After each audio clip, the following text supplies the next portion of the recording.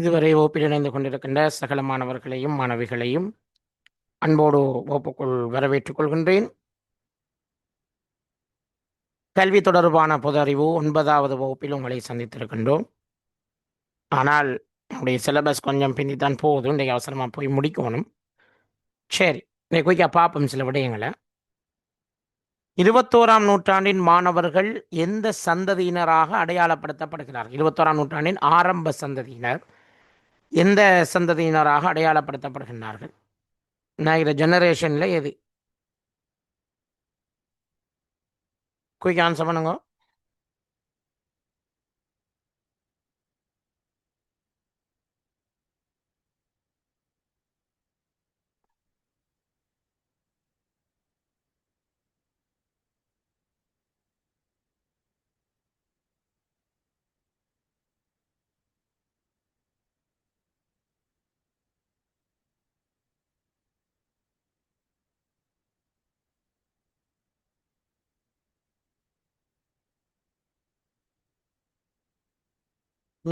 Answer பண்ணினா நல்லா குயிக்காக முடிச்சு கொள்ளையிலும். வேகம் ஆன்சர் பண்ணுங்க எல்லாரும். தெரியாட்டி நோ ஒன்று போடுங்க. சும்மா இருக்க வேணும்.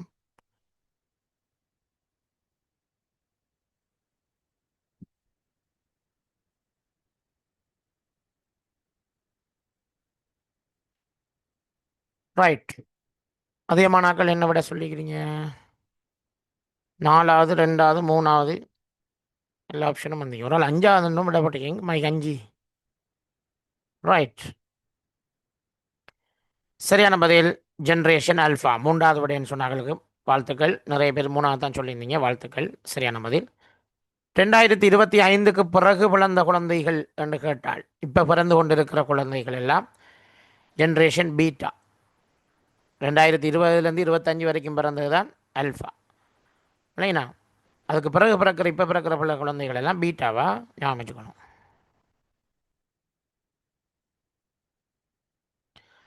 கணனி ஒழுங்கமைப்பு ஊடாக மனித நுண்ணறிவை ஒத்த இயந்திரங்களினூடான செயலொழுங்கை உருவாக்கல் தொடர்பான கல்வி மாற்றம் எவ்வாறு அழைக்கப்படும்? இதெல்லாம் புதிய அப்டேட் கேள்விகள். நீங்கள் பழைய பாஸ் பேப்பரில் இந்த மாதிரி கேள்விகள் எல்லாம் பார்க்கலாம். இதெல்லாம் புதுசு. கணனி ஒழுங்கமைப்பு ஊடாக மனித நுண்ணறிவை ஒத்த இயந்திரங்களினூடான செயலொழுங்கை உருவாக்கல் தொடர்பான கல்வி மாற்றம் எவ்வாறு அழைக்கப்படும்?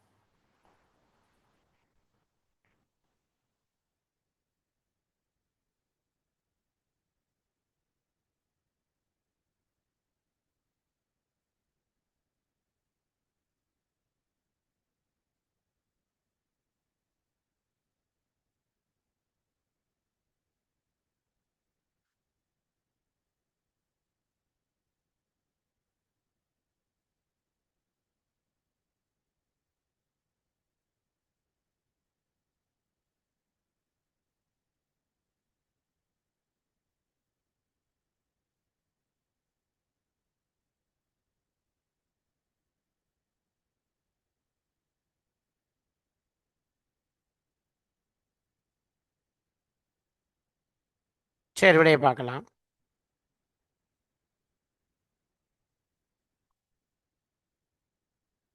ஓகே, தெரிஞ்சாக்கள் சொல்லிக்கிறீங்க. Very good. விடையை பார்த்துக்கொள்ளுங்க. சரியான பதில் எடுகேஷன் 4.0. ஜெம்ப் எடுகேஷன் சொல்கிறது பொதுக்கல்வியை நவீனமயப்படுத்தல் வேலை திட்டம். அது ஒரு கல்வி முறை கிடையாது, அது ஒரு ப்ரொஜெக்ட். மாடர்ன் எடுகேஷனுங்கிறது பொதுவான ஒரு பெயர், அது ஒரு கல்வி முறை கிடையாது. ஸ்மார்ட் எடுகேஷனுங்கிறதும் ஒரு கல்வி முறை கிடையாது. அவ எடுகேஷன் 4.0 தான் விட. எடுகேஷன் 4.0 நான் என்ன தேடி படிங்கோ. எடுகேஷன் 4.0ங்கிறது இப்போ 21ஆம் நூற்றாண்டில் நடைமுறையில் இருக்கிற மிக முக்கியமான கல்வி முறை. சரியா? அது மெயினாக ஹியூமனிசம், மனிதநேயம் அல்லது மனிதம், அதோடு சேர்த்து எத்திக்ஸ், எத்திக்ஸையும் அடிப்படையாக கொண்ட ஒரு புதிய கல்வி முறை. அதை பற்றி தேடி படிங்க. ரைட். அடுத்த கேள்விக்குள்ள வரலாம். மாணவர் கற்றல் பாங்கினுள் உள்ளடங்காதது எது? பொதுவான உளவியலாளர்களால் வகுக்கப்பட்ட கற்றல் பாங்குகள் இருக்கும். அவ்வாறான கற்றல் பாங்குகளுக்குள் உள்ளடங்காதது எது என்றுதான் கேட்கப்பட்டிருக்கிறது.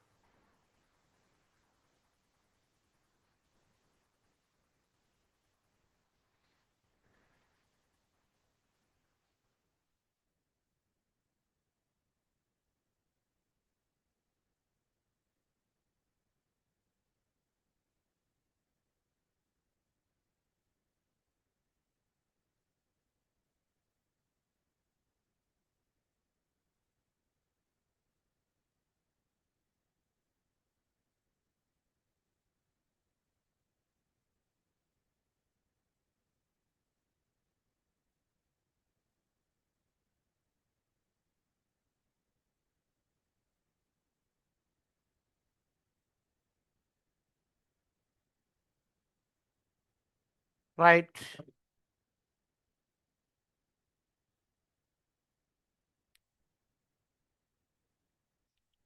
ஆன்சர்ஸ் பாபம். கற்றல் பாங்கு, மாணவர்கள் கற்கும் முறைக்கு ஏற்ப அவர்களுடைய கற்றல் பாங்குகளை நாங்கள் பிரிக்கலாம். நான் நினைக்கிறேன் ஒரு 5 பேரும் இல்லை சரியான பதில் சொன்னது இந்த கேள்விக்கு. 5 பேர் கூட இல்லை சரியான பதில் சொன்னார்கள். நிறைய பேர் தவறான பதில்களை தான் சொல்லிக்கிறீங்க. ரைட். லேர்னிங் ஸ்டைல் என்று சொல்லுவார்கள். அதில் முக்கியமாக 3 ஸ்டைல் இருக்குது. சிலர் பார்த்து படிப்பார்கள். அவர்களுக்கு பார்வை தான் மெயினான புலன். ஸோ பார்த்து படிப்பவர்களுக்கு விஷுவல் லேர்னர்ஸ்ன்னு சொல்லுவோம். அவங்களோட மெயினான டூல் விஷுவல் டூல்ஸ். இன்னும் சிலர் இருப்பார்கள், அவர்கள் கேட்டு படிப்பவர்கள். காது தான் அவங்களோட மெயின், கண் இல்லை, காது. ஆடியோ ஆடியோ தான் அவங்களோட மெயின். ஸோ ஆடிட்டரி லேர்னர்ஸ் என்று அவர்களை சொல்லுவோம். 3வது ஒரு வகை லேர்னர்ஸ் இருப்பார்கள், அவர்கள் பார்த்தும் படிப்பார்கள், கேட்டும் படிப்பார்கள். ஆனால் அதனால் அவங்களுக்கு கூட விளக்கம் கிடைக்காது. அவங்க கூடுதலான விளக்கத்தை பெற்றுக்கொள்வது செய்து பார்த்து கற்பதினூடாக. அதான் கைன்ஸ்தட்டிக் லேர்னர் அப்படின்னு சொல்லுவோம். கைன்ஸ்தட்டிக் என்று சொல்வது செய்து பார்த்து கற்றல். ப்ராக்டிக்கல் லேர்னர் என்ற ஒரு லேர்னரை உளவியலாளர்கள் சொல்லவில்லை. என்னை பொறுத்த வரைக்கும் இந்த கைன்ஸ்தட்டிக் லேர்னருங்கிறது ப்ராக்டிக்கல் லேர்னர் தான். ஆனால் அது கற்றல் பாங்குக்குள்ளே வராது. ஆகவே கைன்ஸ்தட்டிக் லேர்னர் இந்த 3ஐயும் பாடமாகிக்கொள்ளுங்க. Visual learner, auditory learner, kinesthetic learner. தமிழால் பாடமாகிக்கொள்ளுங்க. தமிழ் மீடியம். பார்வையினூடாக, பார்வை புலனூடாக கற்போர், செவி புலனூடாக கற்போர், செய்து பார்த்து கற்போர்.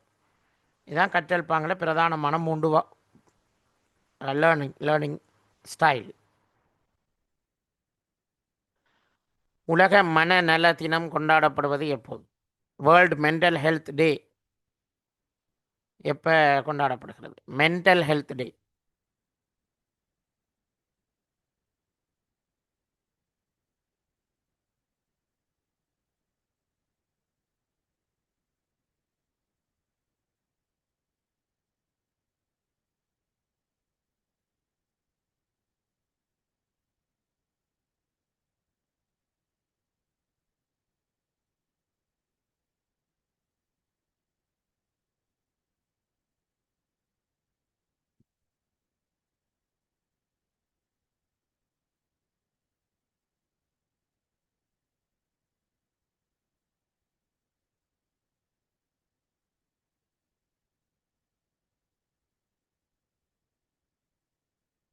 என்ன குயிக் ஆன்சர் பண்ணுங்க. 14 பேர் தான் ஆன்சர் பண்ணிக்கிறீங்க. என்ன செய்றீங்க? குயிக் ஆன்சர் பண்ண தானம்மா. தெரியாட்டி நோண்டாவது போடணும். சும்மா இருக்கக்கூடாதுன்னு சொல்லிக்கணும்.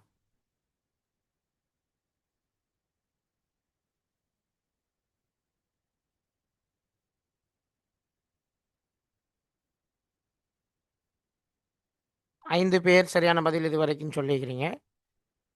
சரி. வேர்ல்டு மென்டல் ஹெல்த் டே ஒவ்வொரு வருஷமும் அக்டோபர் மாதம் 10ஆம் தேதி தான் கொண்டாடப்படுகிறது. இது கல்வியோடு சம்பந்தப்பட்ட ஒரு தினம், பாடசாலைகள் அனுஷ்டிக்கப்படுற ஒரு தினம். ஸோ ஞாபகம் வச்சுக்கொள்ளுங்க, கவுன்சிலிங்கோடு சம்மந்தப்பட்டது. மனநலம்ங்கிறது mental health very important. World mental health day October 10ஆம் தேதி கொண்டாடப்படுகிறது. ரைட். இப்போ உங்களுக்கு ஒரு சிஸ்டத்தை சொல்லித்தரலாம். மைண்ட்ஃபுல்னஸ். இது ஒரு புதிய அப்டேட் கேள்வியா? பழைய டீச்சிங் எக்ஸாம் பேப்பர்ஸில் இந்த கேள்வி இருக்காது. இது ஒரு அப்டேட் கேள்வி, நோட் பண்ணி வச்சுக்கொள்ளுங்க.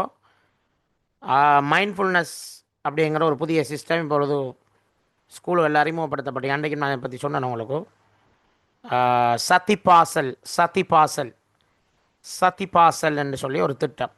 சதிபாசல் அப்படின்னு சொல்லி ஒரு திட்டம். சதிபாசல் திட்டத்தின் அடிப்படையில் தான் இந்த மைண்ட்ஃபுல்னஸ் செயற்பாடு பாடசாலையில் மையப்படுத்தப்படுகிறது. இது 3 படிமுறைகளில் நடக்கும். இதை எஸ்எம்எஸ்ன்னு சுருக்கமாக சொல்கிறேன். சைலண்ட்லி, மைண்ட்ஃபுல்லி, ஸ்லோலி தான் எஸ்எம்எஸ். சைலண்ட்லி, மைண்ட்ஃபுல்லி, ஸ்லோலி, மெதுவாக, உளப்பூர்வமாக, அமைதியாக. இந்த எஸ்எம்எஸ் என்ற அடிப்படையில் தான் இவங்களோட சிஸ்டம் போகும். மனநலத்தை பாதுகாப்பதற்காக உலக மனநல தினம் கொண்டாடப்படுகிறது. 1992ஆம் ஆண்டிலிருந்து இது ஸ்டார்ட் பண்ணப்பட்டது. அக்டோபர் 10ஆம் தேதியை உலக மனநல தினமாக உலக சுகாதார அமைப்பு கொண்டாடி கொண்டு இருக்கு.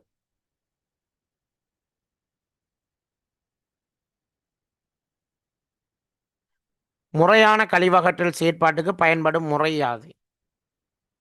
கழிவகற்றல்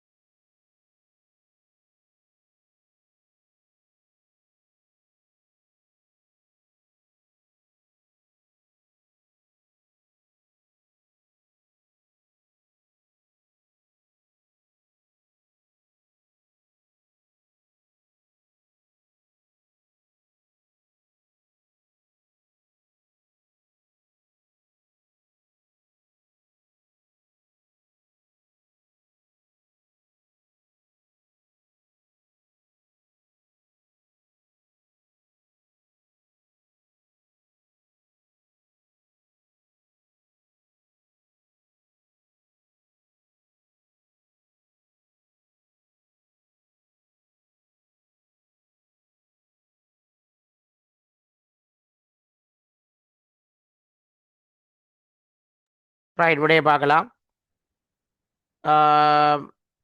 நிறைய பேர் சரியான பதிலை சொன்ன மாதிரி விளங்குது. அப்பையும் பிள்ளையா சொல்லிக்கிறீங்க கொஞ்சம் பேர். 5R system. 5R சிஸ்டத்தை இப்போ 7R மாற்றிட்டாங்க. 5R சிஸ்டத்தை இப்போ என்ன மாற்றிட்டாங்க? 7R சிஸ்டம் அப்படின்னு மாற்றிட்டாங்க. இப்போ ஏற்கனவே இருந்தது 3R. 2015 இருந்தது 3R. 2020க்கு பிறகு அறிமுகப்படுத்தினாங்க 5R சிஸ்டம். இப்போ கொண்டு வந்துக்கிறாங்க என்ன? 7R system. சரியானே? 7R system. அப்போ ஞாபகம் வச்சுக்கொள்ளணும். 5R இருந்து 3R இருந்து 5R மாறி இப்போ 7R சிஸ்டமாக மாறி இருக்கிறத நீங்கள் பார்க்கலாம். அப்போ கழிவகற்றல் முறைமைக்கு பயன்படுத்தப்படுகின்ற 7 ஆறுகள் அது என்னென்னு உங்களுக்கு தெரிந்திருக்க வேண்டும் இல்லைங்கண்ணா. ஆரம்பத்தில் சொன்னாங்க ரீயூஸ், ரெடியூஸ், ரீசைக்கிள். இவ்வளோ தான் சொன்னாங்க. ரீயூஸ், ரெடியூஸ், ரீசைக்கிள் இதுதான் கழிவகற்றலுக்கான முறை அப்படின்னு சொன்னாங்க. அது 3R சிஸ்டம்னு சொன்னாங்க. பிறகு அதில் ரிஃப்யூஸையும் ரீதிங்கையும் கொண்டு வந்து 5R மெத்தட்னு கொண்டு வந்தாங்க. இப்போ இன்னும் 2 கொண்டு வந்துக்காங்க. ரிப்பேர், ரீப்ளேஸ் அப்படிங்கிற இன்னும் 2 சேர்த்துக்கிறாங்க. ஸோ எல்லாம் 7R சிஸ்டம்ங்கிறது தான் இப்போ நடைமுறைக்கு நான் அப்டேட்டாக நான் ஸ்லைடில் இல்லாத அப்டேட் பண்ணுறேன். நோட் பண்ணி வச்சுக்கணும். இப்போ 5R சிஸ்டத்துக்கு பதிலாக இப்பொழுது 7R சிஸ்டம். 5Rக்கு முதல் இருந்து 3R சிஸ்டம். இதுதான் 5R. என்னது? Refuse, reduce, reuse, repurpose, recycle. அதாவது ரீதிங் என்று சொல்கிறது தான். ஒரு பொருளை நாங்கள் வாங்குறதுக்கு முந்தையே அது பொலித்தீன் மற்றும் உட்காத கழிவுகளாக இருந்தால் ரிஃப்யூஸ், மறுக்க வேண்டும். உட்காத கழிவுகளை ரெடியூஸ், குறைக்க வேண்டும். உட்காத பொருட்களை மீள பயன்படுத்த வேண்டும். புதுசாக வாங்கக்கூடாது. இரும்போ ஏனைய பொருட்கள், கண்ணாடி பொருட்கள் எல்லாம் ரீயூஸ் பண்ணணும். அந்த ஒரு பொருளை வாங்கி இன்னொரு 2க்கும் தேவைக்கு யூஸ் பண்ணணும். அடுத்து ரீபர்போஸ், வேறொரு நோக்கத்துக்கு யூஸ் பண்ணுறது. அல்லது வேறு மாதிரி திங்க் பண்ணுறது. அடுத்தது ரீசைக்கிள், மீள பயன்படுத்துகிறது, மீள் சுழற்சி, அதுக்கு உட்படுத்துறது. இப்போது 7R சிஸ்டத்தில் 2 புதுசாக சேர்த்துக்காங்க. ரிப்பயர், ரீப்ளேஸ், வேறொரு பொருளை பயன்படுத்துறது, அடுத்தது ரிப்பேர் பண்ணி பயன்படுத்துறது, தூக்கி எறியல, குப்பையை குறைக்கிறது. ஸோ 7R சிஸ்டம் என்னங்கிறத உங்களோட குரூப்பில் இப்போ போட்டிக்க பாருங்கள், பார்த்துட்டு ரியாக்ட் பண்ணி விடுங்க. பார்த்தாக்க 7R சிஸ்டத்தில் நோட்ஸை போட்டுட்டேன், உடனே பார்த்துக்கணும். அதான் அப்டேட்டில் இருங்கன்னு சொல்கிறேன். ரைட். பாடசாலை ஒன்றில் அதன் தரத்தை உறுதிப்படுத்த 7R சிஸ்டம் குரூப்பில் போட்டிங்கன்னு ஒருக்கா பாருங்கள் எல்லாரும், பாடமாகி கொடுங்க, பார்த்துட்டு ரியாக்ட் பண்ணி விடுங்க. பார்த்துட்டிங்களா இல்லையான்னு பார்ப்போம். சரி. பாடசாலை ஒன்றில் அதன் தரத்தை உறுதிப்படுத்த எத்தனை பண்புத்தரங்கள் காணப்படுகின்றன? கொஞ்சம் ஆன்சர் பண்ணுங்க.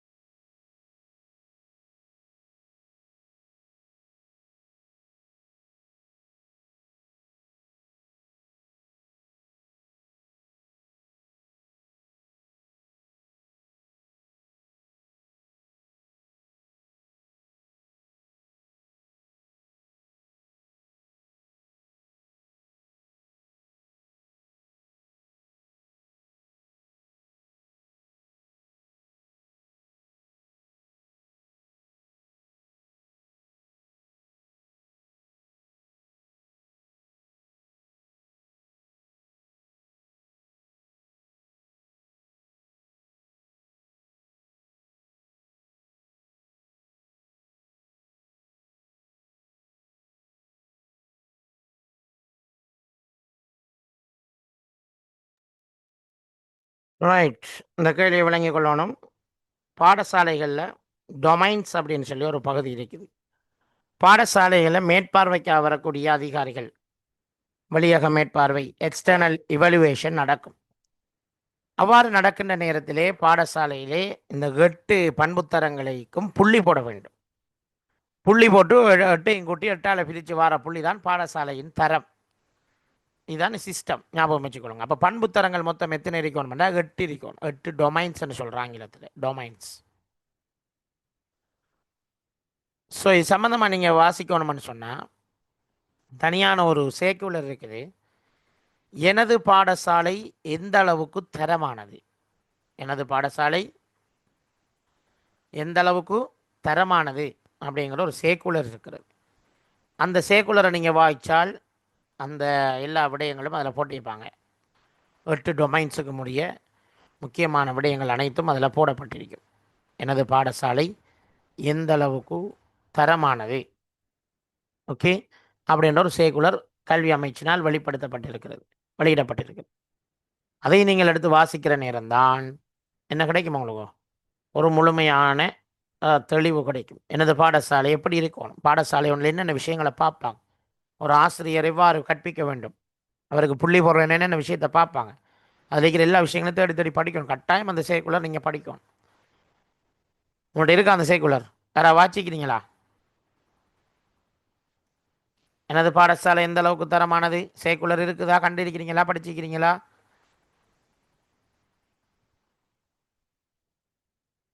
ரைட். எனது பாடசாலை எந்த அளவுக்கு தரமானதுங்கிற சேக்குலர் கூட நிறைய விஷயங்கள் இருக்கு. உங்கள்ட்ட எல்லாத்தையும் இருக்குது, இப்போ குரூப்பில் போய் பாருங்கள். இப்போ உங்கள்ட்ட எல்லாத்தையும் இருக்குது, போய் பாருங்கள், குரூப்பில் போட்டாச்சு. எனது பாடசாலை எந்த அளவுக்கு தரமானது என்கின்ற சேக்குலர் சும்மா எடுத்து அதை ஓப்பன் பண்ணி பாருங்கள் அந்த பிடிஎஃப்பை.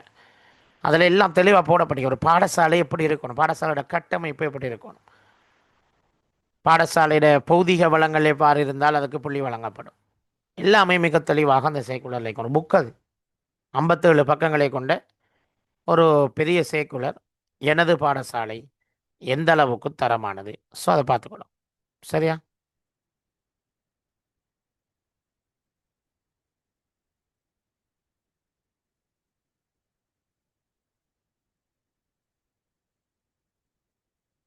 சரி.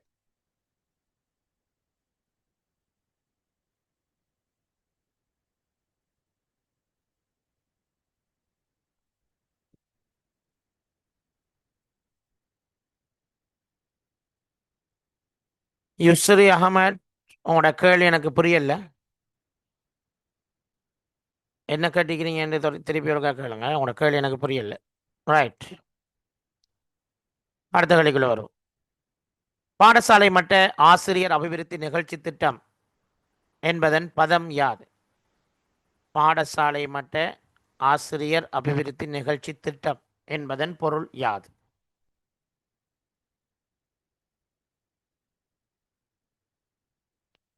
பாடசாலை மட்ட அபிவிருத்தி நிகழ்ச்சி திட்டம் என்பதன் பொருள் யாது?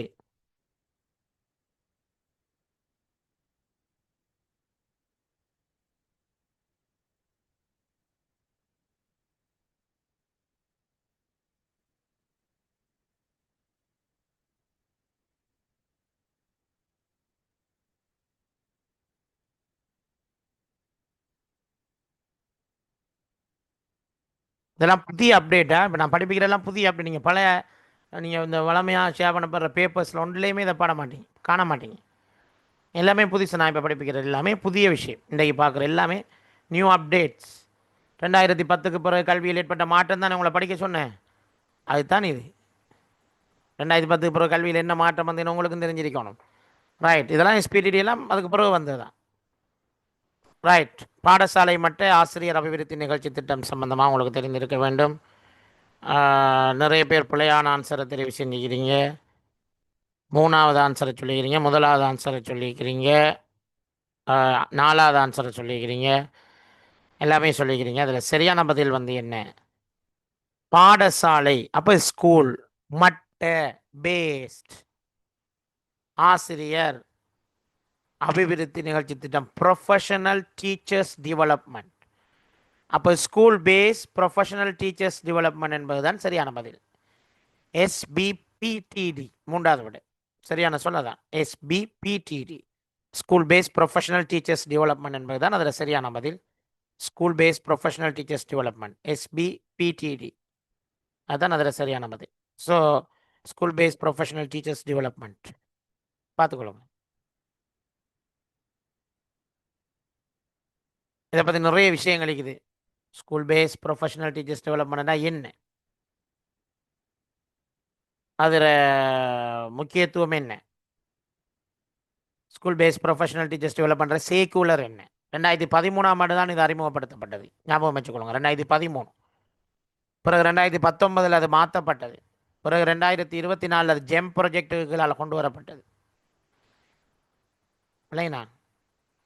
பாடசாலோட பண்பு ரீதியான அளவு ரீதியான திட்டமிடல்கள் பெருகை செயற்பாடுகள் தொடர்பான சுற்று நிருப்பங்கள் எல்லாம் அதில் போட்டுபடி வச்சுருந்தாங்க.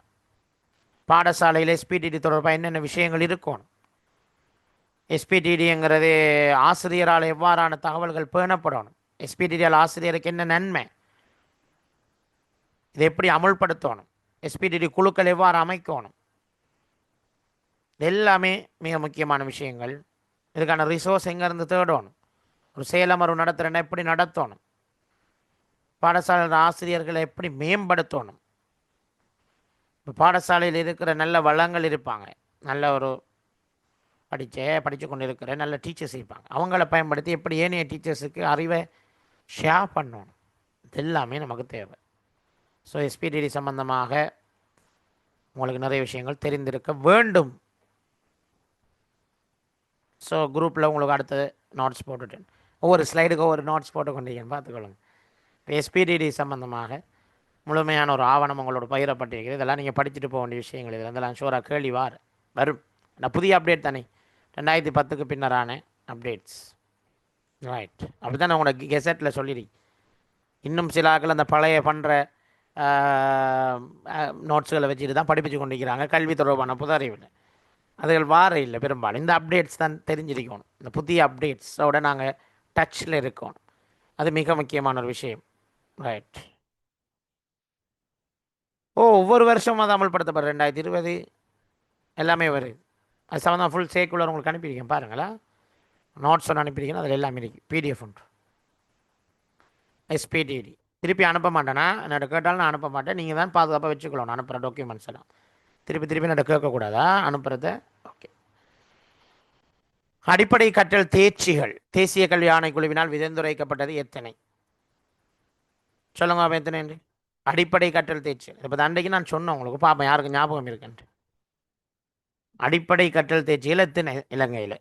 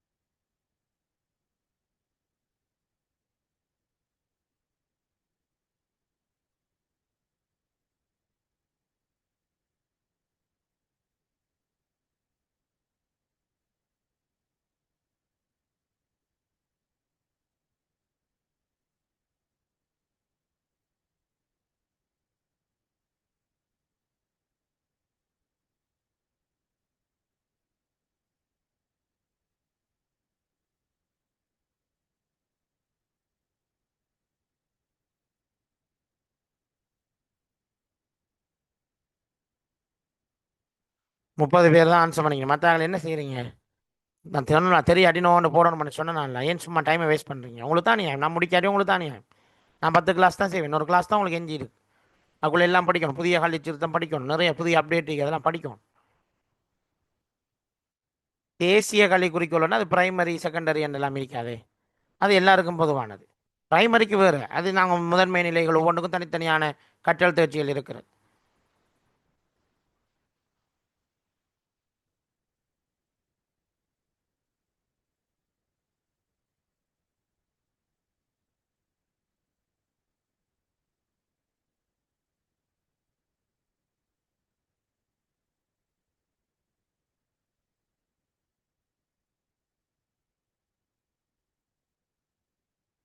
தெரியாதுண்ணே. ரைட், தெரிஞ்சாக்கள் வெரி குட், சரியா சொன்னாங்களுக்கு வாழ்த்துக்கள். அடிப்படை தேர்ச்சிகள் 7, பேசிக் கம்பிட்டன்சிஸ் என்று சொல்கிறது. பேசிக் கம்பிட்டன்சிஸ் 7: சூழல், தொடர்பாடல், சமயம், விளையாட்டு, கற்றலுக்காக கற்றல், வேலை உலகுக்கு தயார் செய்தல், ஆளுமை, விருத்தி. இந்த 7ம் தான் அடிப்படை கற்றல் தேர்ச்சிகள் என்று சொல்கிறோம்.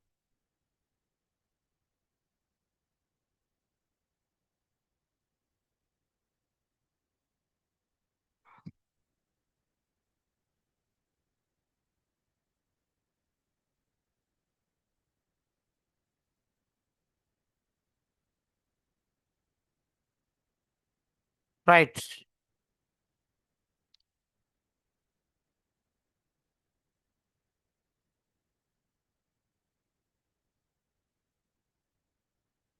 பேண்தகு அபிவிருத்தி பாடசாலை மன்ற தேசிய நிகழ்ச்சி திட்டம் எத்தனை உபகுழுக்களை கொண்டுள்ளது? அதில் ஃபொண்ட் மாறி கிடக்கு, பார்த்துக்கொள்ளுங்களா.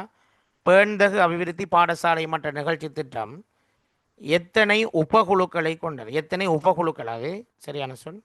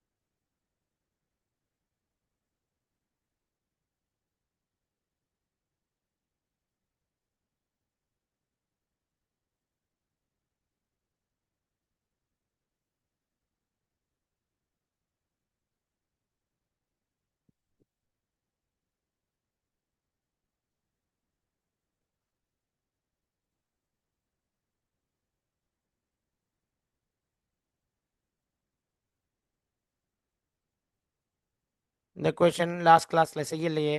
இந்த கேள்வி வேறு. பேண்தகு பாடசாலை அபிவிருத்தி நிகழ்ச்சி திட்டம்ங்கிறது 5 உபபிரிவுகளை கொண்டுள்ளது. தன்னிறைவான சுபீட்சமிக்க ஒரு மாணவர் சமுதாயத்தை உருவாக்கணுங்கிறதுக்காக தான் 5 விஷயங்கள். நான் கீழே போட்டு இந்த 5 தான் பேண்தகு பாடசாலைக்குள்ளே வரும். உணவு உற்பத்தி, சுற்றாடல் பாதுகாப்பு, போதைப்பொருள் தடுப்பு, சிறுநீரக நோய் தடுப்பு, பிள்ளைகளை பாதுகாப்பு அல்லது சிறுவர் உரிமை என்றும் சொல்கிறது. சிறுவர் உரிமை என்றும் சொல்லுவாங்க. பார்த்துக்கொள்ளுங்க.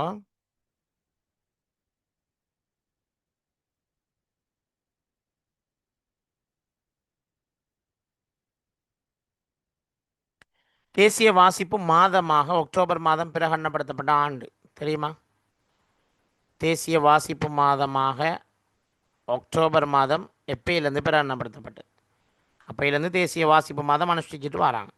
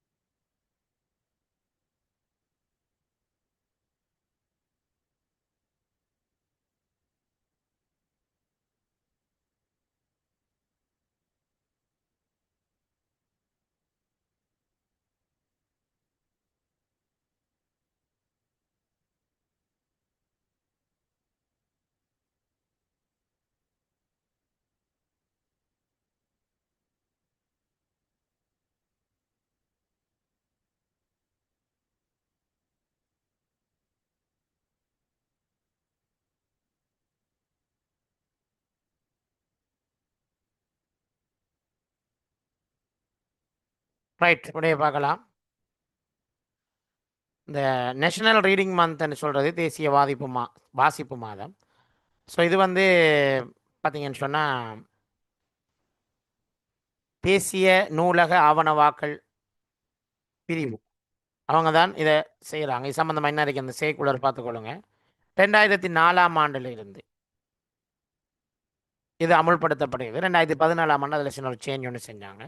ஸோ தேசிய வாசிப்பு மாதம் என்ன, அதில் எவ்வாறு நடந்து கொள்ளணுங்கிற செய்குலர். ஓகே, 2004 ஞாபகம் வச்சுக்கணும். உலகில் அதிக பல்கலைக்கழகங்களை கொண்ட நாடு எது?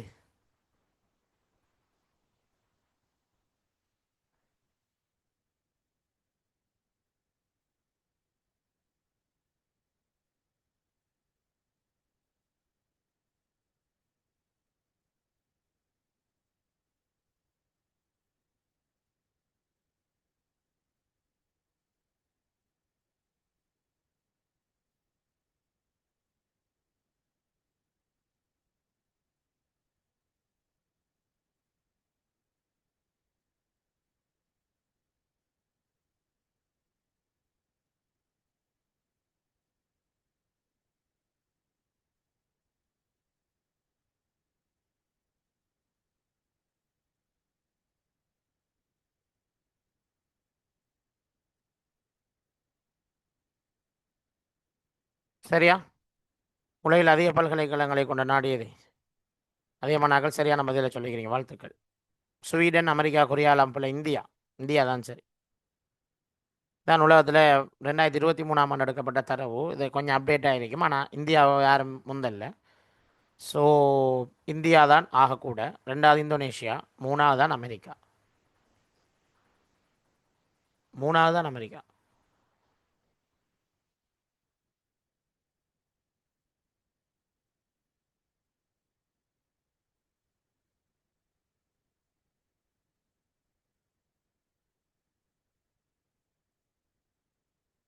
ரைட்.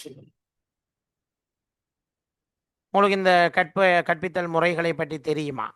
அணிமுறை கற்பித்தல், உள்ளடங்கல் கல்வி, பல்தர கற்பித்தல், விசேட கல்வி.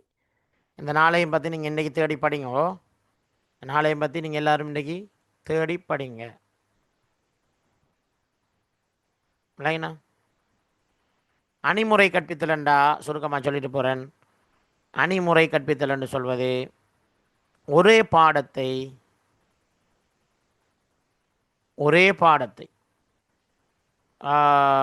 பல ஆசிரியர்கள் இணைந்து கற்பிக்கின்ற முறை அணிமுறை கற்பித்தல். ஒரே பாடத்தை பல ஆக்கள் சேர்ந்து படிப்பிச்சால் அதுக்கு பேர் தான் அணிமுறை கற்பித்தல் அப்படின்னு சொல்வார்கள். ஞாபகத்தில் வச்சுக்கணும். அணிமுறை கற்பித்தல் ஒரே பாடத்தை பல ஆக்களும் சேர்ந்து கற்பிக்கிறது. உதாரணத்துக்கு ஒரு ஸ்கூலில் சயின்ஸ் படிப்பிக்கிறதுக்கு 3 டீச்சர்ஸ் இருக்கிறாங்க. அதில் ஒரு டீச்சர் நல்ல பயோ சயின்ஸ் செய்வா, பயாலஜி செய்வா. இன்னொரு டீச்சர் நல்லா ஃபிசிக்ஸ் செய்வா. இன்னொரு டீச்சர் நல்லா கெமிஸ்ட்ரி செய்வா. இப்போ என்ன செய்யலாம்? இவங்க 3 பேரும் சேர்ந்து சயின்ஸாக படிப்பிக்கல 3 வகுப்புக்கும். அப்போ கெமிஸ்ட்ரி பாடம் நடக்கிற அந்த டீச்சர் தான் போவா. சிவிக்ஸ் பாடம் அந்த சாரி கெமிஸ்ட்ரி ஃபிசிக்ஸ் நடக்கிற இவ போவா. இவ்வாறு மாறி மாறி போய் கொண்டு இருக்கிறதால பிள்ளைகளுக்கு நல்ல அந்த பாடங்களை விளங்கி கொள்ளக்கூடிய ஆற்றல் கிடைக்கும். அதுதான் நாங்கள் பார்க்கக்கூடிய ஒரு மிக முக்கியமான ஒரு நன்மையான ஒரு விஷயம் அப்படின்னு நாங்கள் சொல்ல ஞாபகத்தில் வச்சுக்கொள்ளும். சரியா? அதான் அணிமுறை கற்பித்தல். ஒரே பாடத்தை தேர்ச்சி பெற்ற பல்வேறு ஆசிரியர்கள் சேர்ந்து கற்பிக்கிற முறைக்கு பேர் தான் அணிமுறை கற்பித்தல் அப்படின்னு நாங்கள் சொல்கிற விஷயம். கிளியர்?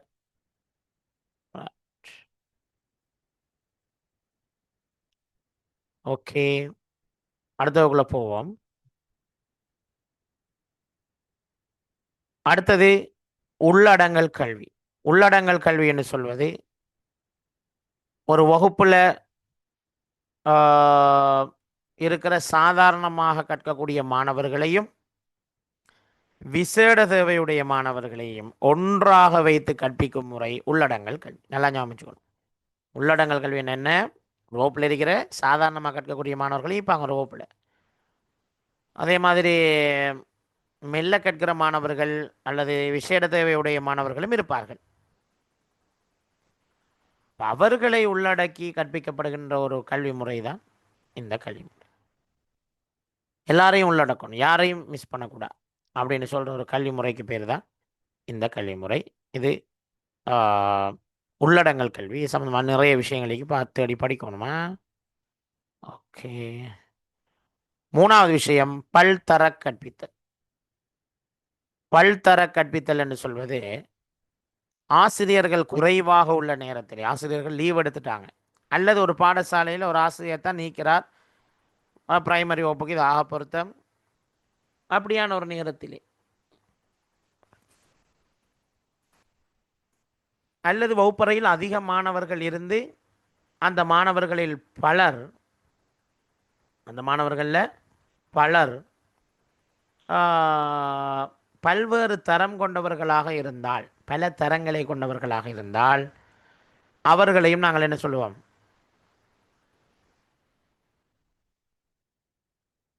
அவங்களுக்கும் கற்பிக்கக்கூடிய ஒரு முறை தான் இந்த பல்தர கற்பித்தல். Multi great teaching. Multi great teaching நல்லா ஞாபகம் வச்சுக்கொள்ளுங்க. மல்டி கிரேட் டீச்சிங் என்னன்னு உங்களுக்கு தெரிஞ்சிருக்கும். ஸோ மல்டி கிரேட் டீச்சிங்கிறது இப்போ உதாரணத்துக்கு ஒரு ஸ்கூலுக்கு தான் அங்கே ஒரே ஒரு 2 பிரைமரி டீச்சர்ஸ் தான் இருக்கிறாங்க. அப்போ ஒரு டீச்சர் என்ன செய்வோம்? 1ஆம் ஆண்டு 2ஆம் ஆண்டு ஒரே நேரத்தில் படிப்பிப்பார் இல்லைங்களா? ஒரே நேரத்தில் படிப்பிக்கிறது.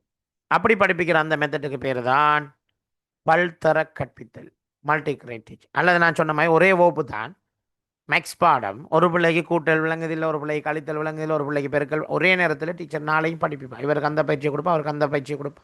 இது ஒரு கடும் திறமையான ஒரு கற்பித்தல் முறை. இந்த மாதிரி முறைகள் எல்லாம் உலகத்தில் இருக்குதுங்கிறத நாம் தெரிஞ்சு வச்சுக்கொள்ளணும். அதான் மிக முக்கியமான விஷயம். சரியா? ரைட். இப்போ உங்களுக்கு விளங்கி இருக்கும் பல்தர கற்பித்தல். அடுத்து விசேட கல்விங்கிறது விசேட தேவையுடைய மாணவர்களை விசேடமாக வைத்து கற்பிக்கிறதுக்கு பேர் தான் விசேட தேவையுடைய கல்வி அப்படின்னு சொல்லுவோம். சரியா? முடியலை இல்லைங்க. அடுத்த ஸ்லைடு எடுத்துகிட்டு வா. இப்போ நாங்கள் பார்த்தது 7வது ஸ்லைட் தான் இப்போ நாங்கள் பார்த்து முடிச்சுக்கிறேன். இப்போ நாங்கள் பார்க்க போகிறது 8வது.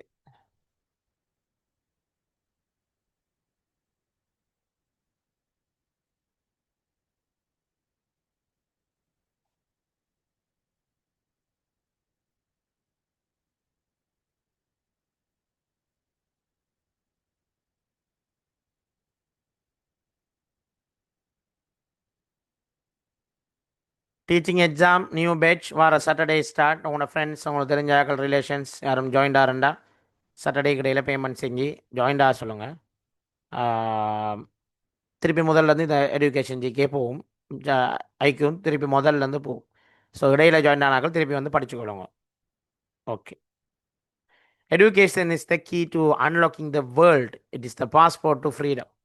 கல்விங்கிறது சுதந்திரத்துக்கான ஒரு கடவுச்சீட்டு. கல்விங்கிறது உலகத்தை திறப்பதற்கான சாவி. அப்படி என்று சொன்னவர் ஒப்ரா வின்ஃப்ரேன்னு சொல்லக்கூடிய ஒரு மேற்கத்திய கல்வியலாளர். Opera Winfrey.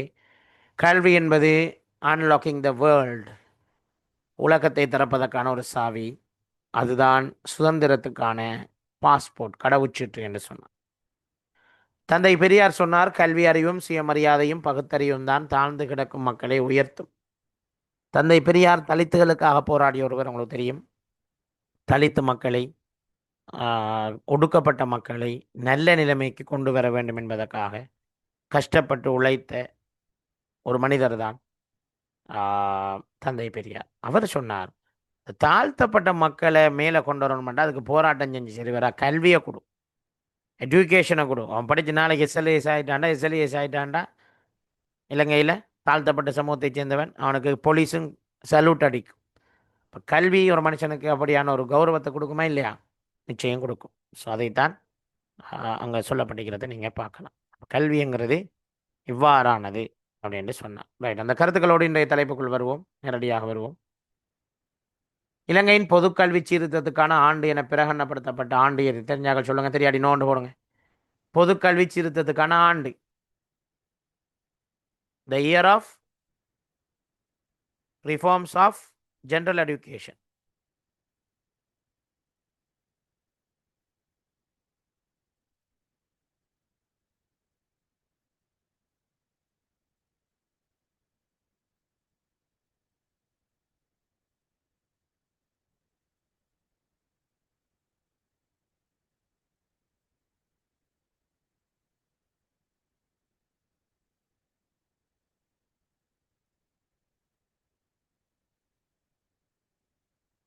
ரைட். தெரியாடி நோண்டு போட்டோம், லேட் ஆகக்கூடாதுன்னு சொல்லி.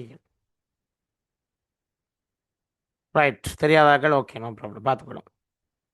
1997ஆம் ஆண்டு தான் அவ்வாறு பிரகடனப்படுத்தினார்கள். நாங்கள் புதிய கல்வியை கொண்டு வர போகிறோம், புதிய கல்வி சீர்திருத்தத்தை அறிமுகப்படுத்த போகிறோம். 1997 கொண்டு வந்த சிலபஸ் சேஞ்ச் 98 நடைமுறைக்கு வந்தது. ஸோ இது ஒரு புதிய மாற்றம் தானே. 1997 தான் அவ்வாறு கொண்டு வரப்பட்டது. அதை பற்றி ஃபுல் நோட்ஸ் போட்டிக்கணும். 1997 சந்திரிகா பண்டாரநாயகா குமாரதுங்க ஜனாதிபதி ஆகிக்கிற நேரம் தான் பொதுக்கல்வி சீர்திருத்தத்துக்கான ஆண்டு பிரகடனப்படுத்தப்பட்டதோடு, பொதுக்கல்வி சீர்திருத்தம், கல்வி வாய்ப்பினை விரிவுபடுத்தல், கலைத்திட்டத்தை சீர்திருத்தல் அப்படின்னு சொல்லிட்டு 2 தலைப்புகளை அந்த மாற்றங்கள் கொண்டு வரப்பட்டது. ஆசிரியர்கள் என்போர் இடம்சார் பெற்றோர், லோகோ பேரண்ட்ஸ். லோகோ பேரண்ட்ஸுங்கிறது ஒரு கிரேக்க லத்தீன் சொல்ல நினைக்கிறேன். S, Latin. ஸோ அது எதை உணர்த்துகிறது? What is loco parents? Loco பேரண்ட்ஸ்ன்னா என்ன? கொஞ்சம் வேகமாக போமா, நீங்கள் முடிச்சுட்டோம். இதை முடிச்சா தான் நாளைக்கு 9ஐயும் 10ஐயும் முடிக்கலாம். இன்னும் 2 ஸ்லைடுக்கு படிக்கிறது.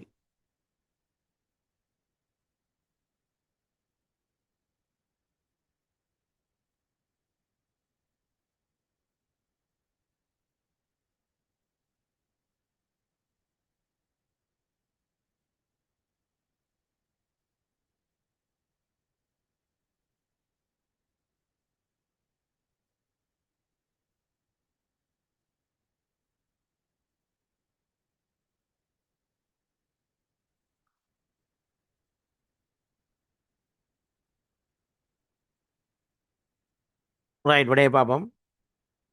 லோகோ பேரண்ட்ஸ்ன்னு சொல்கிறது உண்மையா என்னென்னா, இடம்சார் பெற்றோர் அப்படின்னா என்ன? ஆசிரியர்கள் அனைவரும் பிள்ளைகளின் பெற்றோரா? நிச்சயமாக கிடையாது. பெற்றோர் பெற்றோர் தான், ஆசிரியர் ஆசிரியர் தான். ஸோ முதலாவது ஆப்ஷன் வரவே வராது. ஓ, இடம்சார் பெற்றோர், இடம் மாறும் பெற்றோர் எல்லாம் சரிதானா? ரைட். ஆசிரியர்கள் பெற்றோர் செய்யும் சகல காரியங்களையும் செய்ய முடியும், அதுவும் பிள்ளை செய்ய முடியாது. ஒரு ஒரு ஒரு பிள்ளைய ஒரு ஆசிரியர், ஒரு ஒரு தாய் தந்தை என்ன செய்யலாம்? கட்டி அணைக்கலாம். என்ன, அதை அனுமதிப்போம் நாங்கள். அதை ஒரு ஆசிரியர் செய்கிறது அனுமதிப்போமா? அனுமதிக்க முடியாது. எனவே பெற்றார் செய்யும் சகல காரியங்களையும் செய்கிறத நாங்கள் அனுமதிக்க முடியாது. என்ன தனிப்பட்ட முறையில் பிள்ளையோட காய்ச்சிட்டிக்கிறத அனுமதிப்போமா? அனுமதிக்க மாட்டோம். அப்போ அது பிள்ளை. அப்போ அதுவும் பிள்ளை. ஆசிரியர் பாடசாலை நேரத்தில் பெற்றோரின் வகிபாகத்தையும் மாற்ற வேண்டும். அது சரி. என்ன ஆசிரியர் என்ன செய்யணும்? பேரண்ட்ஸ் இல்லை, பிள்ளைக்கு தலைவலி, உடனடியாக அவரது பேரண்ட்ஸ் என்ன செய்வாங்க? ஒரு முதல் உதவி கொடுப்பாங்க இல்லையா? பிள்ளைய ஹாஸ்பிட்டலுக்கு கூட்டிகிட்டு போவாங்க. விழுந்துட்டு ரத்தம், பிள்ளைக்கு பசி, அப்போ சாப்பாடு வாங்கி கொடுக்கணும் அவரது அவசரமாக. முதலாவது பிள்ளைக்கு ஏதாவது ஒரு திடீர் அனர்த்தங்கள், பாதுகாக்கணும் பிள்ளை. அந்த இடத்துல நாங்கள் ஒரு பெற்றோரை போல செயற்பட வேண்டுமே தவிர பெற்றோராக செயற்படுவது கிடையாது. நம்ம பெற்றோர் இல்லாத பிள்ளைகளுக்கு செயற்படுறதும் கிடையாது. அப்போ மூணாவது விட தான் சரியானது.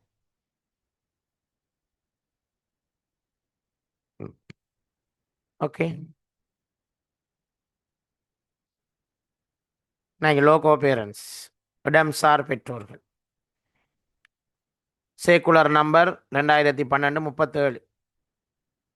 மோரல் கண்டக்ட் ஆஃப் டீச்சர்ஸ், ஆசிரியர்களின் விழுமியம் சம்பந்தமாக, கோட் ஆஃப் எத்திக்ஸ் சம்பந்தமாக பேசுகின்ற சுற்று நிருபத்தை பாடமாய்க்கொள்ளுங்கோ. 2012-37 சுற்று நிருபத்தை பாடமாய்க்கொள்ளுங்கோ. 2012-37 சொல்லுது. என்னென்னு சொல்லுது? ஆசிரியர்கள்ற ஒழுக்க விதியில் முக்கியமானது லோகோ பேரண்ட்ஸாக இருக்கணும். எது சொல்லுது? இந்த சேக்குலர் சொல்லு. ரைட். உடற்திணிவு சுட்டி என்பதை ஆங்கிலத்தில் எவ்வாறு சொல்வார்கள்? உடற்திணிவு சுட்டி என்பதை ஆங்கிலத்தில் எவ்வாறு சொல்வார்கள்? Full form of BMI. BMI பார்க்கணும். பிஎம்ஐ கூட அப்படின்னு அடிக்கடி கதைப்பாங்க ஆக்கள். ஆனால் பிஎம்ஐ என்னன்னு தெரியானே. போய் ஆன்சர் பண்ணுங்க.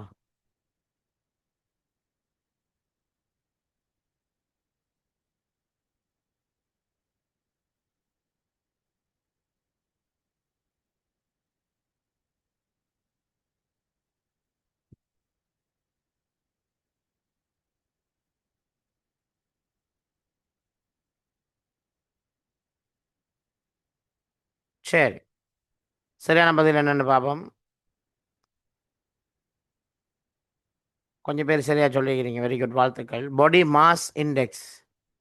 பாடி மெஷர்மெண்ட் இண்டெக்ஸ் இல்லை, பாடி மெயின்டெனன்ஸ் இண்டெக்ஸும் இல்லை, பாடி மாஸ் இன்ஃபர்மேஷனும் இல்லை. ரைட். முதலாவது விட தான் சரி. தென் உங்களோட பிஎம்ஐ எப்படி கால்குலேட் பண்ணுறது மேலே போட்டி. சாதாரணமாக 16 தொடக்கம் 18க்குள்ளே இருந்தால் அது நல்ல பிஎம்ஐ. 18லேருந்து 24 நோம், அதான் நார்மல். 16லேருந்து 18 இருந்தால் போதாது. 18லேருந்து 24க்குள்ளே இருக்கணும். 24லேருந்து 30 ஓவர் வெயிட். 30லேருந்து 35 obesity first stage.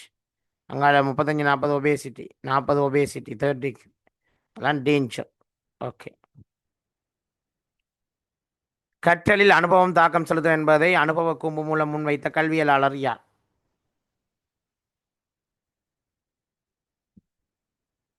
Quick answer பண்ணுங்க. தெரியாண்டு போடுங்க. லேட் ஆகாதீங்க ப்ளீஸ். 7 மணி ஆகுது.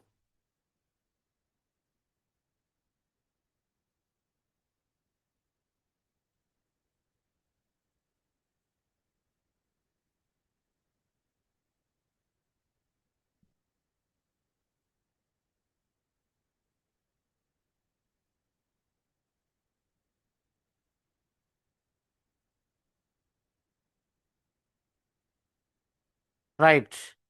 அனுபவ கூம்பை உலகத்துக்கு முன்வைத்தவர் எட்கார் டேல்.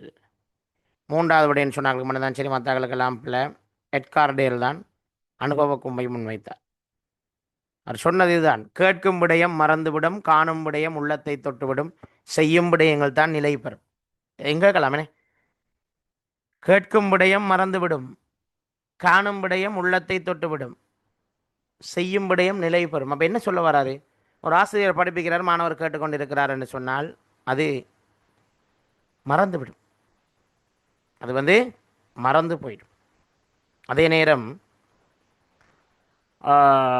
பார்த்து படிப்பிக்கிறாங்க. இந்த விஷுவல்ஸ் எல்லாம் போட்டு, ஸ்லைட்ஸ் எல்லாம் போட்டு நாங்கள் படிப்பிக்கிற மாதிரி இப்படி படிப்பிச்சு என்ன நடக்கும்? கொஞ்சமாவது உள்ளத்தை தொடும். அதே இது பிள்ளைகளுக்கு ப்ராக்டிக்கல் செஞ்ச மாட்டா. பிள்ளைகளை செய்ய வச்சோம்டா என்ன நடக்கும்? மனசில் நிற்கும். எட்கார் டேல் 1969 தன்னுடைய இந்த அனுபவ கும்பை முன்வைக்கின்றார். இதுதான் அவருடைய அனுபவ கும்பு.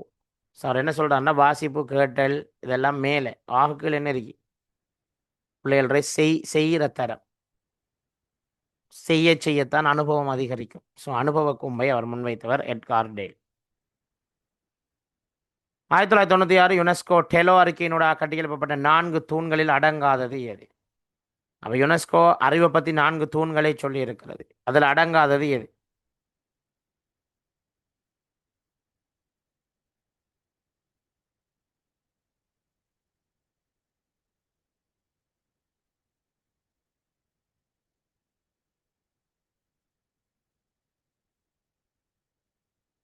ஆன்சர் பண்ணுங்கம்மா.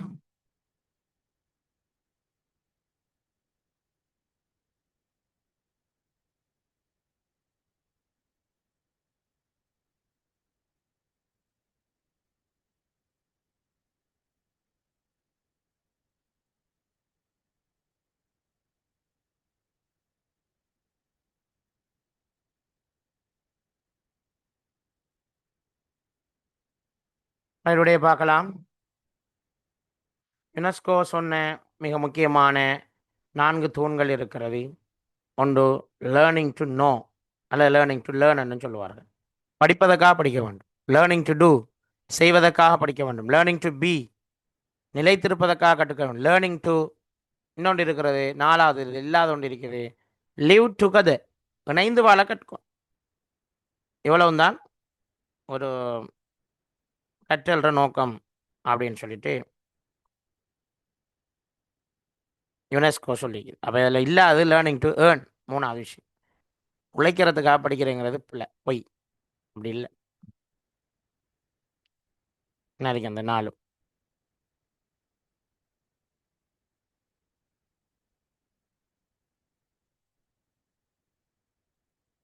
பெஞ்சமின் ப்ளூம் எனும் கல்வியலாளரால் அறிமுகப்படுத்தப்பட்ட பகுப்பியல் கூறுகள் எத்தனை? பெஞ்சமின் ப்ளூம் கேள்விப்பட்டிருப்பீங்க. ப்ளூம் டெஸ்டானமின்னு சொல்லி அன்றைக்கு நான் இதை பற்றி கதைச்சேன். நான் அன்றைக்கு ஒரு கேள்வியில் நான் இதை பற்றி கதைச்சேன். நான் யாருக்கு ஞாபகமோ தெரியா பார்ப்போம்.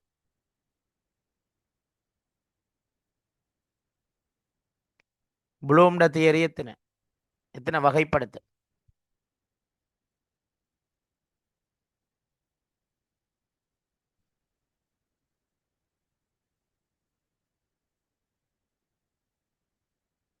தெரியாட்டி தெரியான்னு சொல்லிவிடுங்க. லேட்டாக வேணாம், சும்மா இருந்துக்க வேணாம்.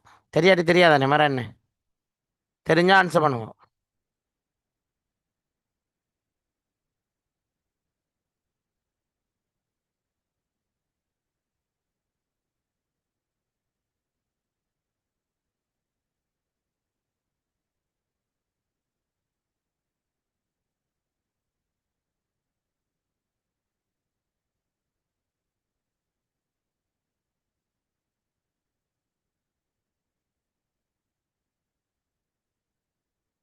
ரைட், ஆன்சரை பார்க்கலாம். லேட்டாது அதிகமான ஆட்களுக்கு தெரியாது. ரைட், 6 பகுப்புகளை வச்சார். இதான் அவருடைய பகுப்புகள். Remember, understand, apply, analyse, evaluate, create. இதை மாற்றினார் இவருடைய மாணவர். இவர் ஆராய்ச்சி செஞ்சு படித்த ஒருவர் 21ஆம் நூற்றாண்டுக்கு இது பொருத்தம் இல்லை அப்படின்னு சொல்லிட்டு மாற்றினது தான் இது இப்போ இருக்கிறது. இப்போ நான் உங்களுக்கு காட்டிக்கிறது புதுசு தான். மாற்றினவர பேரையும் ஞாபகம் வச்சுக்கொள்ளுங்க, அண்டர்சன். ப்ளூம்ட தியரியை மாற்றி எழுதினவர் அண்டர்சன் சொல்லக்கூடிய மாணவர். 2001 எழுதினார். இவர் 1950களில் சொன்னார்.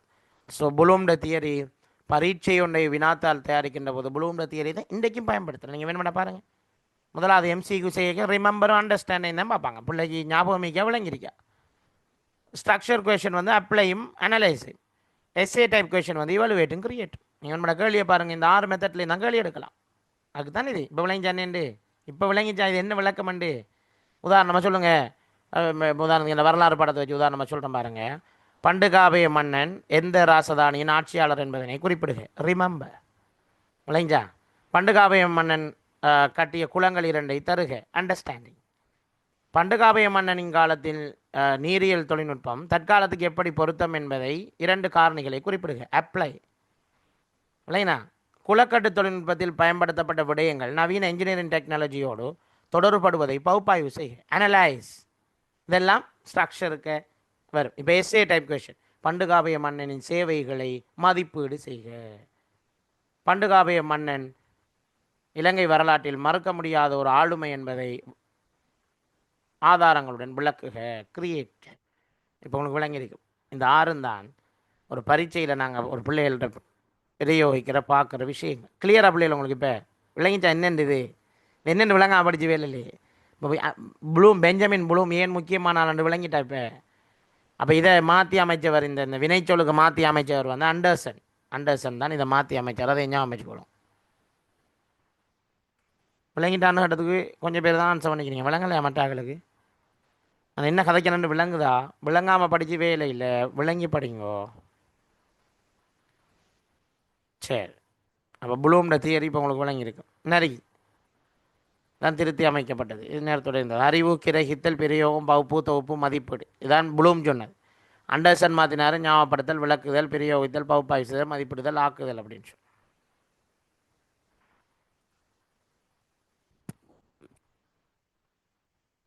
கற்றலில் அனுபவ கூம்பு முறையை பற்றி ஏற்கனவே பார்த்தோம்.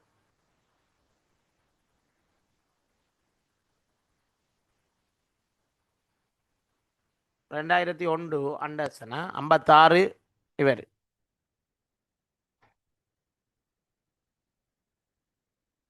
ப்ளூமா? சரி. கற்றலில் தேவை கொள்கை தேவை கூம்பை அறிமுகப்படுத்திய கல்வியலாளர் யார்? டைப் பண்ணுங்க. ஆன்சர் நான் காட்டலை, நீங்கள் டைப் பண்ணுங்க. தேவை கொள்கை தேவை கூம்பை கண்டுபிடிச்சது யார்?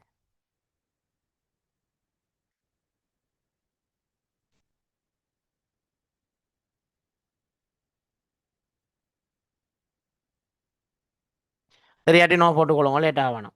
டைம் முடிஞ்சு 7:06. நான் முடிக்க போறேன் 5 நிமிஷத்துல. தெரியாதா? Very good. 3 பேர் சரியான பதில் சொல்லிக்கிறீங்க இது வரைக்கும். Very good.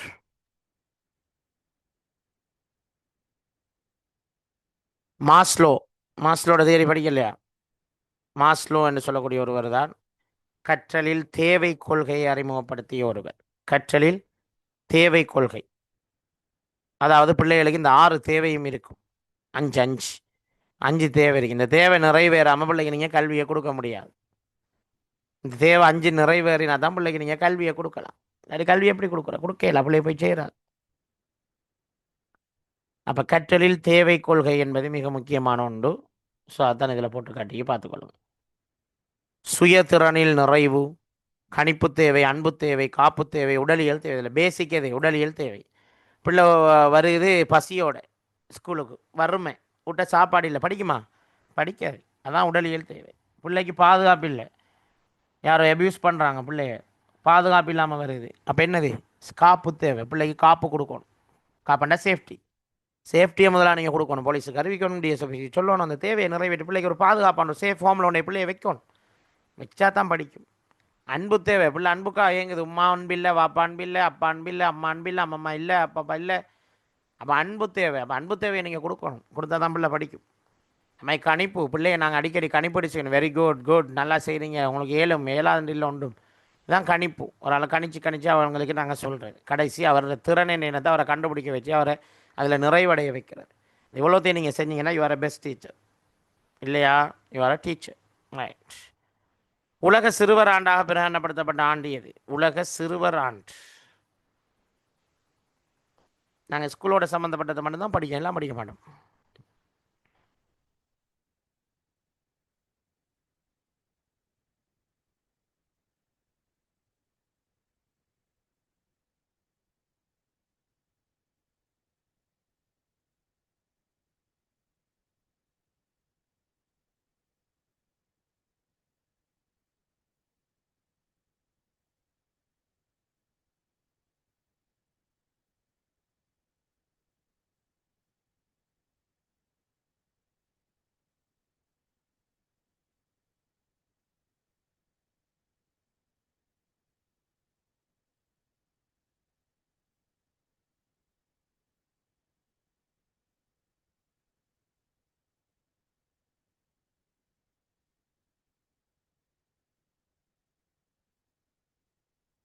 27 பேர் ஆன்சர் பண்ணிக்கிறீங்க. நிறைய பேர் பிள்ளையான ஆன்சர். ஓ, மாஸ்லோ. இதுக்கு முதல் கேள்விக்கு மாஸ்லோ, ரைட். 1979. 1979. அதில் போட்டிக்கிற தாவலையெல்லாம் பாருங்கள். மாணவரை விளங்கிக் கொள்ளணும். ஆசிரியர் மாணவர் உறவை வலுப்படுத்தணும்.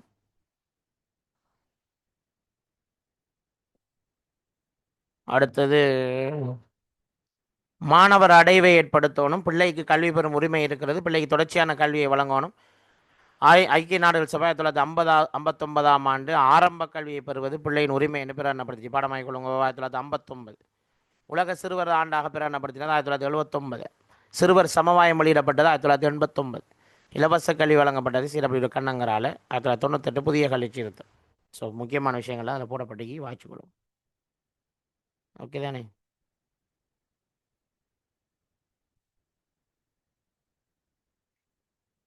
ரைட். நேரடியாக தொழில் வழிகாட்டலுடன் தொடர்புடைய அமைச்சு. தொழில் வழிகாட்டலுக்குரிய அமைச்சு எது?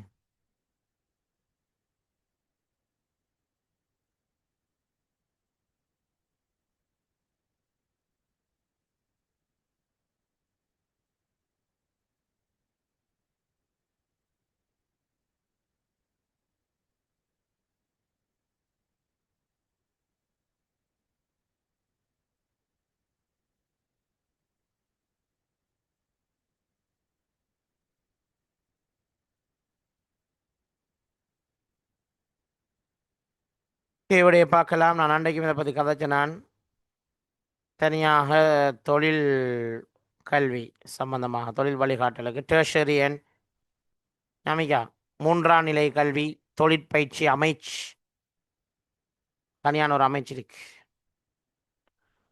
இன்னைக்கு தொழில் வழிகாட்டல் தொடர்புடைய நிறுவனங்கள் 3ஆம் நிலை கல்வி மற்றும் தொழில் பயிற்சி அமைச்சு தான் இதுக்கு பொறுப்பு. கைத்தொழில் அபிவிருத்தி சபை என்கிற ஒன்றும் இருக்குது இந்த தொழில் கல்வியோட சம்மந்தப்பட்டு. கல்வி அமைச்சு இருக்குது. அவங்க ஸ்கூல்களில் தொழில் கல்வியை விஷயங்களை கொண்டு போய் கொண்டிருக்கிறாங்க. அப்போ அது வரும்.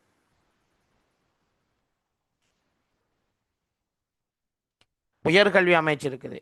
அவங்களும் இந்த நிறைய கோர்சஸ் நடத்துகிறாங்க தொழில் சம்பந்தமாக. இலங்கை வணிக தொழில் சேவை விதாதா மத்திய நிலையம் தேசிய தொழில் பயிற்சி அதிகார சபை இதெல்லாம் தொழில் வழிகாட்டலோடு சம்பந்தப்பட்டது. பல்கலைக்கழக மானியங்கள் ஆணைக்குழுவின் ஆதிக்கத்துக்கு உட்படாத உயர்கல்வி நிறுவனம் எது? UGC கீழே வராது. ஆனால் இலங்கையின் அரசு பல்கலைக்கழகம் ஐக். யார் அது? குயிக்கா சொல்லுங்க.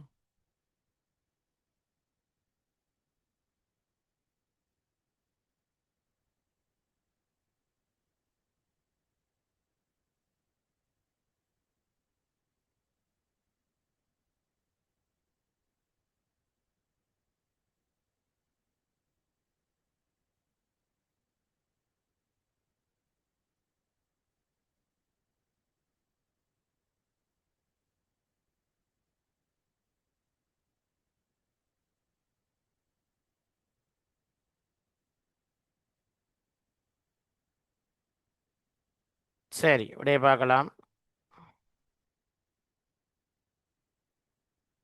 அதே பேர் 3வது விடையை சொல்லியிருந்தீங்க. ஆனால் 3வது விட வராது. UGC அப்ரூவ்ட் தான் ஓப்பன் யூனிவர்சிட்டி. சார் ஜோன் கொத்தலாவில் இராணுவ பல்கலைக்கழகம் நேரடியாக டிஃபென்ஸ் மினிஸ்ட்ரி கீழே வருது. அது கல்வி அமைச்சு கீழேயோ UGC கீழேயோ வராது. கல்வி அமைச்சு கீழேயோ UGC கீழேயோ வராது.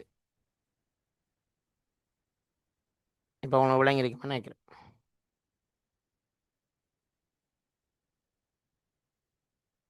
கல்வி அமைச்சுக்குள்ளேயோ UGCக்குள்ளேயோ வராதா? ஞாபகம் வச்சுக்கோ. அது நேரடியாக பாதுகாப்பு பல்கலைக்கழகம் தானே. இப்போ பாதுகாப்பு அமைச்சுக்களை தான் வருது. சரி, இதோட முடிப்போமே. மிச்சத்தை நாளைக்கு பார்ப்போம். நாளைக்கும் கிளாஸுக்கு இதே டைம் வாங்க. நாளைக்கு இறுதி வகுப்புன்னு நினைக்கிறேன். முடித்தா நாளையோட இறுதி வகுப்பு. முடிக்கலைண்டா இன்னொரு கிளாஸ் எக்ஸ்ட்ரா செய்ய வேண்டி வரும். பார்ப்போம். பிரச்சனை இல்லை, செய்வோம். நம்மளோட பிள்ளைகள் தானே. ரைட், செய்வோம். வேறையா 11வது கிளாஸும் செய்ய வேண்டி வந்தால் செய்வேன். நான் பிரச்சனை இல்லை. அதுக்கெல்லாம் நீங்கள் பேமெண்டெல்லாம் செய்ய தேவையில்லை. சிலபஸை முடிக்கிறது என்ற பொறுப்பு தானே. நீங்கள் பரவாயில்லை. நாளைக்கு வாங்க. நாளைக்கு வாங்க. நாளைக்கு மேக்ஸிமம் முடிக்க பார்ப்போம். கொஞ்சம் டைம் கூட எடுத்தனாலும் பிரச்சனை இல்லை. நாளைக்கு முடிக்க பார்ப்பேன். அப்படி முடிக்க இயலாமல் போனால் தேவைன்னா இன்னொரு கிளாஸ் செய்வோமா? சரி, ஓகே. வேறு ஏதாவது கேட்க போகிறீங்களா? 2 கிளாஸ் இருக்குதா இந்த பெட்சுக்கு? இடையில் ஜாயின் ஆனாக்கள் எந்தெந்த கிளாஸ்லேருந்து வந்தீங்களோ அந்த கிளாஸை விட்டுட்டு வராத கிளாஸுகளுக்கு ஆரம்பத்தில் ஜாயின் ஆகிக்கணும். இதே ஆர்டருக்கு தான் போகும் திருப்பி. சரிதானே? இப்போ முடிப்போமா? ரைட். எனக்குன்னா இந்த டைம் நல்ல மாதிரி இருக்கு. இந்த டைம் கொஞ்சம் கூட படிக்கலாம் போல, டிஸ்டர்பன்ஸ் குறைய நல்லா படிக்கலாம். ஆனால் கொஞ்சம் நாங்கள் ஃப்ரெஷ்ஷாக இருக்கணும், குளிச்சு நல்லா வடிவா நல்லா இதாக வந்துட்டீங்கன்னா கொஞ்சம் நல்லா இருக்கும். இல்லாட்டி தூக்கம் வரும். ரைட். சப்ஜெக்ட் செலக்ட் பண்ணுறது கொஞ்சம் ப்ராப்ளமாக இருக்கா. நான் என்னண்டா, சப்ஜெக்ட் செலக்ட் பண்ணுறது ஒரு ப்ராப்ளமும் இல்லை. கெசட்டை தெளிவாக எல்லாம் போட்டிக்கிறேன். நீங்கள் எடுத்த பாடம் எந்தெந்த பாடத்துக்கு நேரம் இருக்குன்னு பாருங்க. பார்த்துட்டு அப்படியே வாங்குவோம். அதெல்லாம் ஹைலைட் பண்ணுங்க. கெசட்டை பிரிண்ட் எடுங்க முதல்ல. பிரிண்ட் எடுத்துட்டு உங்களோட பாடத்தெரிவுக்கு தேவையான அந்த அந்த பாடங்களை எல்லாம் சும்மா ஹைலைட் பண்ணுவோம். என்னென்ன பாடத்துக்கெல்லாம் நான் விண்ணப்பிக்கலாம். அதில் ஆக பொருத்தமானதை தெரிவு செய்யும். தெரிவு செஞ்சுட்டு அது நேஷனல் ஸ்கூலில் வேக்கண்ட் இருக்கா, ப்ரோவின்ஷியல் ஸ்கூலில் வேக்கண்ட் இருக்காங்கிறத பாருங்க. பார்த்துட்டு ரெண்டுக்கும் அப்ளை பண்ணிடலாம் மேடம். ரெண்டுக்கும் அப்ளை பண்ணுங்க. ஓகே. ஓ, காலையில் படிக்கிறது நல்லா விளங்கும் வேண்டாம். ஃப்ரெஷ் தானே, மைண்ட் ஃப்ரெஷ். இப்போ தானே நம்ம தூங்கி எழும்பியிருப்போம். காலையில் ப்ரே பண்ணிவிட்டு குளிச்சுட்டு வடிவாக ஃப்ரெஷ்ஷாக வந்து இருந்து படித்தா நல்லா விளங்குற உண்மையிலே. எக்ஸாமுக்கு படிக்கிற நேரம் உண்மையாக இந்த டைம் தான் ஆகப்படுது. நைட்டில் கண் முழிச்சு படிக்கிறத விட மார்னிங் ஹவர்ஸ் படிக்கிறது எஃபெக்டிவ் கூட. சரி, தேங்க்யூ. மற்ற நாளில் எங்களுக்கு சாத்தியம் இல்லை. இப்போ எங்களுக்கு ஸ்கூல் லீவ், நோன்பு நாடி. இல்லாட்டி ஸ்கூல் போகணுமே இல்லையா, அதனால் சாத்தியம் இல்லை உண்மையிலே. இடையில ஜாயின்ட் ஆனாக்கள் இருக்கீங்க, தொடர்ந்து குரூப்பில் இருக்கீங்க. நான் ஒருத்தரையும் ரிமூவ் பண்ணல, எல்லாரும் இருக்கீங்க. எக்ஸாம் முடியும் வரைக்கும் நான் எல்லாரையும் வச்சிருப்பேன் குரூப்பில். நீங்கள் தொடர்ந்து இருங்க. நான் போடுற அப்டேட்ஸ் அது இதெல்லாம் பார்த்து கொண்டு இருங்களா. கிளாஸுக்கு வர தேவையில்லை, திருப்பி திருப்பி வந்து படிக்க தேவையில்லையே. ஜிகே பொறுத்தவரையில் செல்ஃப் ஸ்டடி தான். ஆனால் சில விஷயங்கள் புதுசாக உங்களுக்கு சொல்லணும். உங்களுக்கு தெரியாதானே கல்வி புலம். கல்வி புலத்தில் இருக்கிற விஷயங்கள்ன்ற அந்த விளக்கம் தெரிஞ்சால் ஞாபகம் கூடும். அதுக்காக தான் விளக்கத்தை சொல்கிறதுக்கு தான் இந்த கிளாஸே தவிர. இல்லாட்டி இந்த ஸ்லைட் போதும் தானே படிக்கிறதுக்கு, வேற ஒன்றும் தேவையில்லையே. ஸ்லைட்டில் எல்லா நோட்ஸும் இருக்குது, அப்படியே படமாயிட்டு போக வேண்டியதான். அதில் இருக்கிற அவ்வளோத்தையும். ஆனால் ஒரே ஒன்றுக்கு தான் இந்த கிளாஸ் தேவை. என்ன தெரியுமா, உதாரணமாக இப்போ எஸ்பிடிடின்னா என்ன என்று நான் உங்களுக்கு சொல்லாட்டி உங்களுக்கு தெரியாதானே. சும்மா ஸ்லைடை பார்த்தா அது எஸ்பிடிடி விளங்காது. அப்படி சில டாபிக்ஸ் இப்போ உதாரணமாக இப்போ எஜுகேஷன் 4.0 மட்டும் தான் இருக்கும். அதில் விளக்கம் என்னங்கிறத சொன்னால் தானே உங்களுக்கு ஞாபகத்துக்கு வரும். இப்போ ப்ளூம்ட தியரி ஏன் யூஸ் பண்ணுறேன்னு தெரியாமல் பாடமாக்கி நான் மறந்துடும். இப்போ நான் இன்றைக்கி சொல்லிட்டேன் ப்ளூமண்டா யார், அவரை மாற்றின அண்டர்ஸ்டாண்டா யார். இப்போ உங்களுக்கு மைண்டுக்குள்ளே ஒரு ஐடியா ஒன்று வந்துடும். ரைட். அப்போ அந்த கேள்வி ஞாபகம் பாரு வீதம் கூட. அதுக்கு தான் கிளாஸ் தேவை. மற்றபடிக்கு உண்மையிலே என்ற நோட்ஸ் போதும் படிக்கிறது. அதுவும் போதாது, நீங்கள் தேடியும் படிக்கணும். ரைட். Okay, thank you. முடிப்போமா? அஸ்ஸலாமு அலைக்கும், வணக்கம், பாய்.